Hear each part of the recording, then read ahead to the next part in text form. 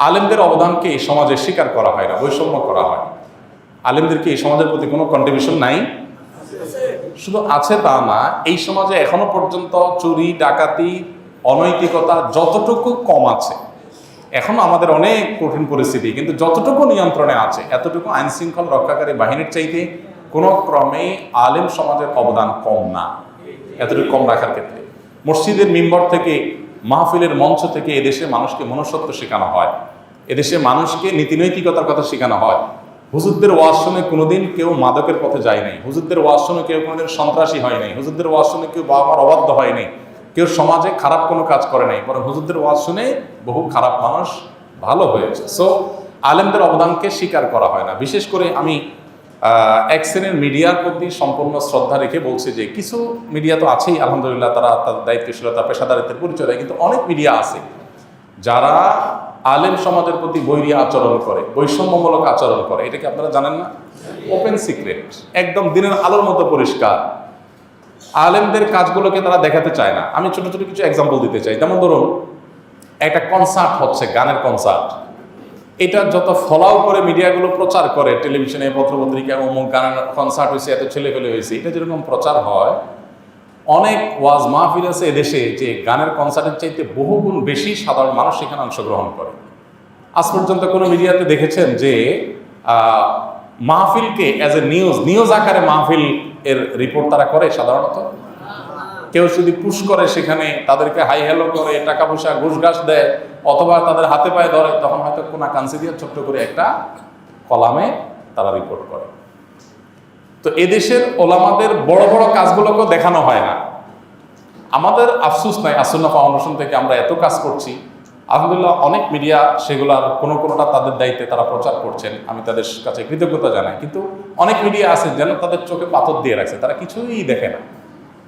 আমরা তাল করার পরও সেগুলোর কোনো আলোচনা নাই, আরেকজন তিল করছে সেটা নিয়ে বিরাট বলা করে প্রচার। এই যে আলেম সমাজের প্রতি বৈষম্য, চলমান বৈষম্য বিরোধী আন্দোলনে এই বৈষম্য দূর হোক, অন্যান্য বৈষম্যের পাশাপাশি এই বৈষম্য দূর হোক।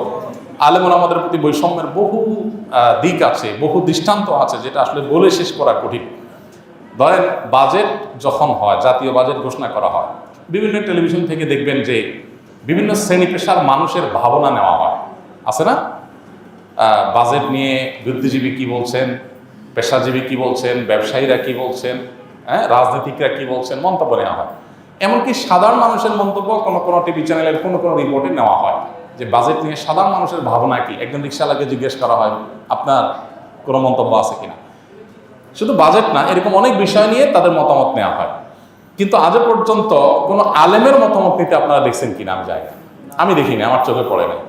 তো আলেমরা কি এদেশে বাইসে আসছে? ৩.৫ লক্ষ মসজিদ এদেশে, ৩.৫ লক্ষ মসজিদের ৩.৫ লক্ষ ইমাম খতিব, তারা মিনিমাম ৩ থেকে ৪ কোটি মানুষের প্রতিনিধিত্ব সরাসরি করে। তাদের মতামতের কোনো মূল্য নাই। আপনি দেখবেন দেশের কোনো ক্রাইসিস মোমেন্টে বা বিশেষ কোনো পরিস্থিতিতে বিশেষজ্ঞদের আলাপ সালাপ হয়, টকশো হয়, কিন্তু কোনো আলেমকে সেখানে সাধারণত ডাকে না। আমরা বিগত আমলে দেখছি যে কোনো আলেমকে যদি কোনো ইস্যুতে ডাকাও হয়, তো উদ্দেশ্য হলো আলেমের আয়না ৩-৪ জন মিলে ধরার জন্য। দেখছেন না আপনারা যে ৩-৪ জন মিলে একজন আলেমকে আয়না কিভাবে কোণঠাসা করবে, ওই জন্য করা হয়। বৈষম্য বিরোধী আন্দোলন যেহেতু সফল হয়েছে, অতএব এই বৈষম্য সমাজ থেকে দূর হোক। মাদ্রাসার শিক্ষার্থীদের প্রতি, দাড়ি টুপির প্রতি, হিজাবের প্রতি, বোরকার প্রতি, পর্দার প্রতি, ইসলামের লেবাস পোশাকের প্রতি, মুসলমানদের কৃষ্টি কালচারের প্রতি, আলেম সমাজের প্রতি, মাদ্রাসার সর্বস্তরের শিক্ষার্থীদের প্রতি যত বৈষম্য আছে, এগুলো এই সমাজ থেকে ঝেঁটিয়ে বিদায় করতে হবে ইনশাআল্লাহ। এটা যদি আপনারা দূর করতে না পারেন, কি হবে জানেন? আপনি কতদিন চাপায় রাখবেন?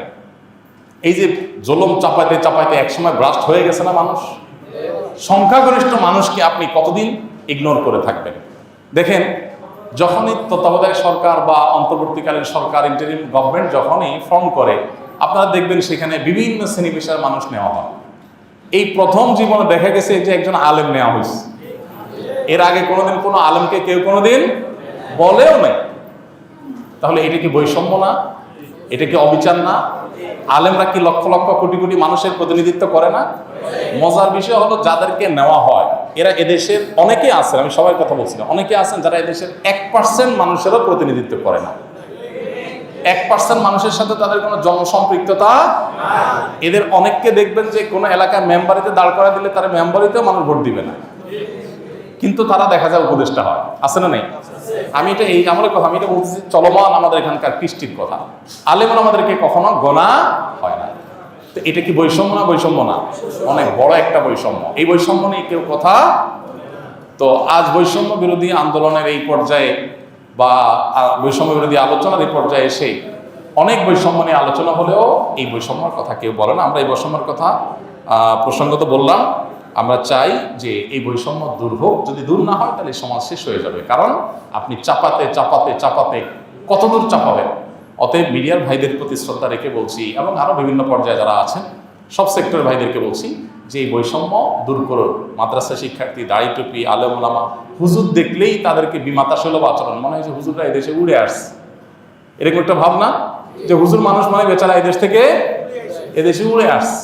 সমাজের কোনো ক্ষেত্রে তার কোনো মনে হয় অংশগ্রহণ নাই, কোনো যেন কন্ট্রিবিউশন নাই, এরকম একটা আচরণ করা হয়। এই আচরণটা দূর করার জন্য আমি জোর দাবি জানাচ্ছি আপনারা সবাই সর্বত্র আওয়াজ তোলেন যে প্রত্যেকটা ক্ষেত্রে ওলামাদের ভূমিকা থাকা উচিত। একটা অবাক করা বিষয় দেখেন, কোনো জায়গায় তো আলেমদের কদর নাই, তো নাই, বৈষম্য তো আছে। মসজিদ মাদ্রাসা পরিচালনার ক্ষেত্রেও আলেমদের কদর নেই।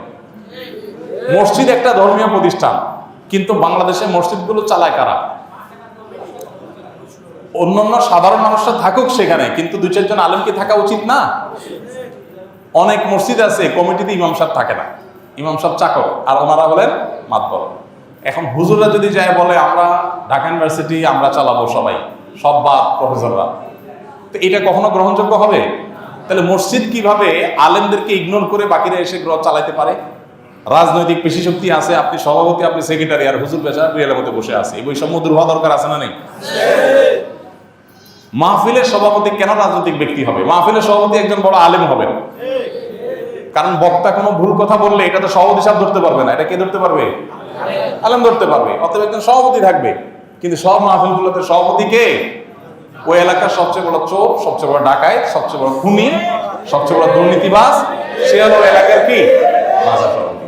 অতএব ধর্মীয় সেক্টরকে যে কোণঠাসা করে রাখা হয়েছে এই যে সে এই যুগ যুগ ধরে, সেটারও অবসান হওয়া উচিত।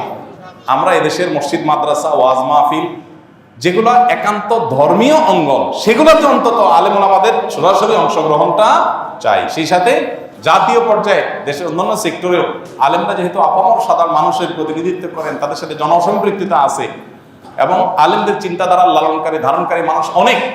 অতএব গণতন্ত্র বলেন, গণতন্ত্রের দাবি হিসাবেও তো যাদের কথা সবচেয়ে বেশি মানুষ শুনে তাদেরকে মূল্যায়ন করা উচিত। যদি না করেন তো এই যে পরিস্থিতি তৈরি হয়েছে, এরকম আরেকটা পরিস্থিতি হয়তো তৈরি হবে। এই জন্য আমি সতর্ক করতে চাই যে আলেম ওলামাদের এবং ইসলামের ব্যাপারে যে বিমাতা সুলভ আচরণ, ইসলামোফোবিয়া যাদের মধ্যে আছে, তারা যেন সোজা হয়ে যান। কারণ বাংলাদেশের মানুষ ঘুরে দাঁড়াতে একবার শিখে গেছে। পরবর্তীতে যদি আবার এরকম করেন কেউ, তো মানুষ ঘুরে দাঁড়াতে দেরি করবে না। এই জন্য সবাই সতর্ক হয়ে যান আল্লাহর ওয়াস্তে।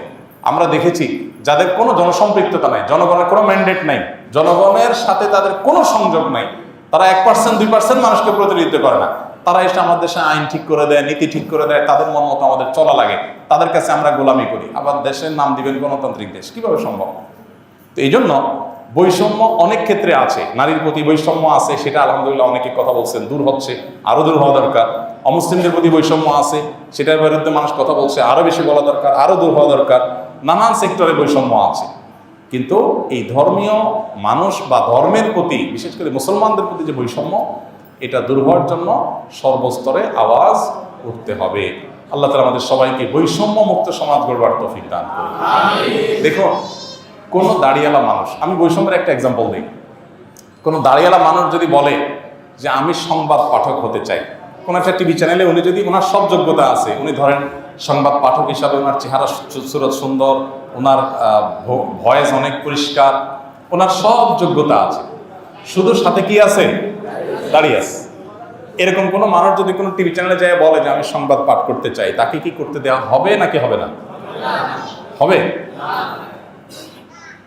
মহিলা মানুষ সংবাদ পাঠ করতে যাওয়া উচিত কি উচিত না শরিয়া দৃষ্টিকোণ থেকে, সে আলাপ এক সাইডে রেখে আমি অন্য একটা কথা বলি। ধরেন একজন মেয়ে, তিনি বোরকা পরে বা হিজাব পরে, উনি যদি যায় মূলধারার মিডিয়াগুলোতে বলে যে আমি সংবাদ পাঠিকা হতে চাই, তাকে কি হিজাব করে এটা করতে দেওয়া হবে? দেওয়া হবে না। আবারও বলছি, এটা জায়েজ, এটা শরিয়ার দৃষ্টিকোণ থেকে আমি মোটেই সাপোর্ট করছি না, কথার কথা বললাম। দায়িত্বই রাখেন শুধু অন্তত, তো দাড়ি পরে যদি কাউকে সংবাদ পড়তে দেওয়া না হয় তাহলে এটা দাড়ির প্রতি অবিচার না? আমার সংবিধান যদি আমার ধর্মচর্চার রাইট দেয়, তুমি আমাকে বাধা দেওয়ার কে? কিন্তু বাধা দেওয়া হচ্ছে কি হচ্ছে না? এই বৈষম্যটা আমাদের সমাজকে এমন একটা পর্যায়ে নিয়ে যাচ্ছে, এখান থেকে কিন্তু মানুষের ক্ষোভ এটা ভয়াবহ পর্যায়ে চলে যায়।